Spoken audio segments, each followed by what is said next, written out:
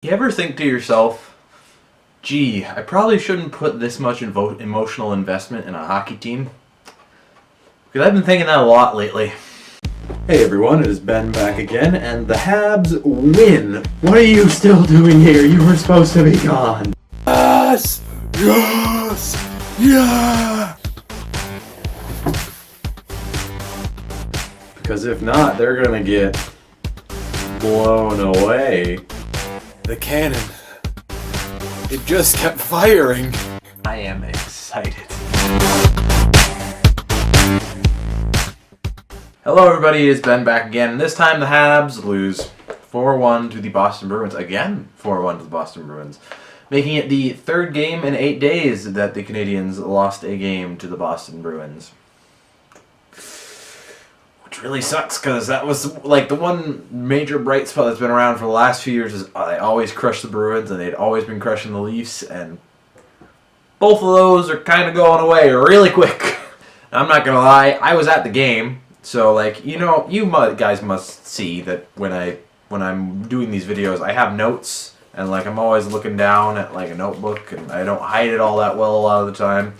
But the one disadvantage of going to the game in person, which I did for this Boston game, I mean, I suppose I could bring the notebook with me, but it would look rather strange if I was just in the arena just going, okay, yeah, other than this guy.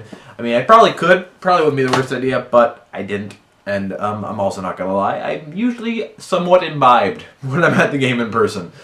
So I don't have enough, really, that much in-depth stuff from the game. But what it really was... It was the same score as the Wednesday game. But the difference was, this time there was actually an effort put forward by the Habs. Which is a bad sign, because there was no lack of effort in this game. There was just a lack of talent. The Habs tried hard, and they didn't play particularly terrible.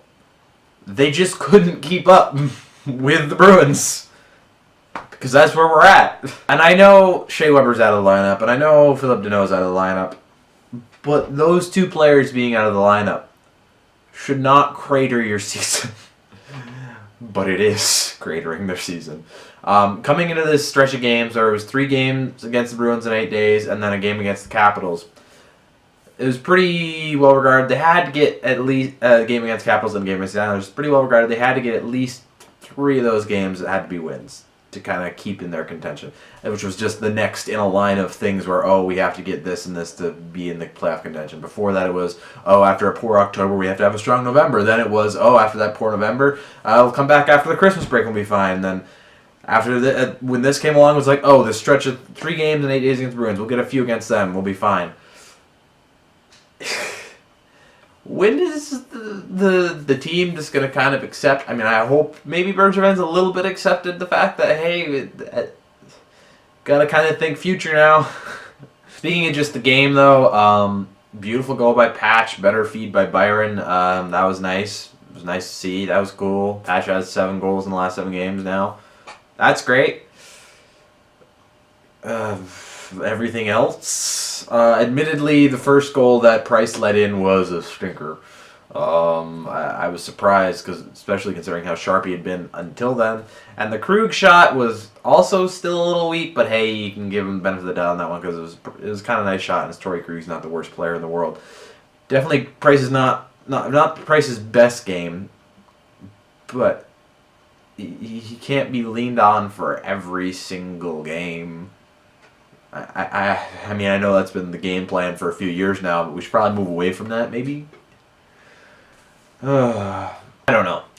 This is why I'm just thinking that we need to be realizing, hey, moving forward here, come on, we gotta think for next year. And I really hope they don't do something dumb within the next month or so, thinking, oh, there's a chance for this year. They need to be sellers at this deadline. They need to be. And in that vein, there's the obvious Max Pacioretty trade that's been talked about for the last month or so. That I don't think is happening at the deadline because I think, rightly so, Bergeron wants a lot for Max Pacioretty, and I don't think he's going to get what he wants. That seems to me like that might be a more at the draft kind of trade. But you know who is one player I think could really fetch quite a bit for the Habs at the trade deadline? And it pains me to say it because I've done nothing but love this guy ever since he came to the Habs, but Paul Byron. Paul Byron scored 20 goals last year. He's at 13 goals, 8 assists for 21 points in 47 games this year.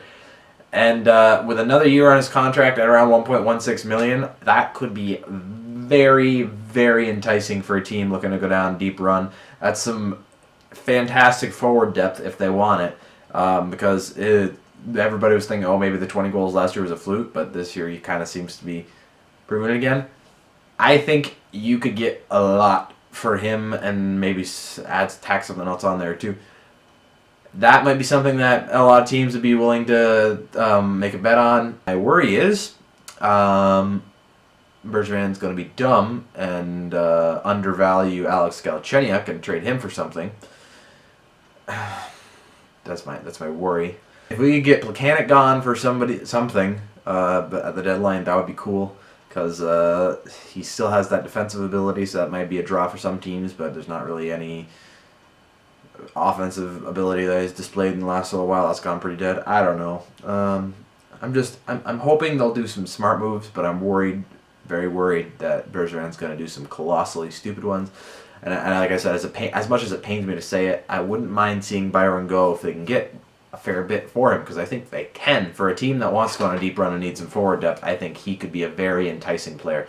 Just the sheer speed he has, and he's actually proven he has a bit of finish in the last couple seasons. But who knows? Still a little ways away. So long away. It's almost like a month away. I want it to be sooner. This season's killing me. I know I've said this a lot of times this season, but I genuinely don't know how Steve Dangle did this for this long with the shit Leafs teams he had to deal with. Because, like, I want to freak out, but I'm just depressed about the state of the team because I can see the deep, dark spiral we're about to go into. Anyway, I'm going to the next game, too, against Colorado on tomorrow night. Because I'm going with a few friends, so that should be fun. One last little night in Montreal before the end of my winter break. Then I'm back to college soon, so I'll have less time to do these videos again. Hopefully they'll still stay somewhat decent. But until next time, I'll see you guys later.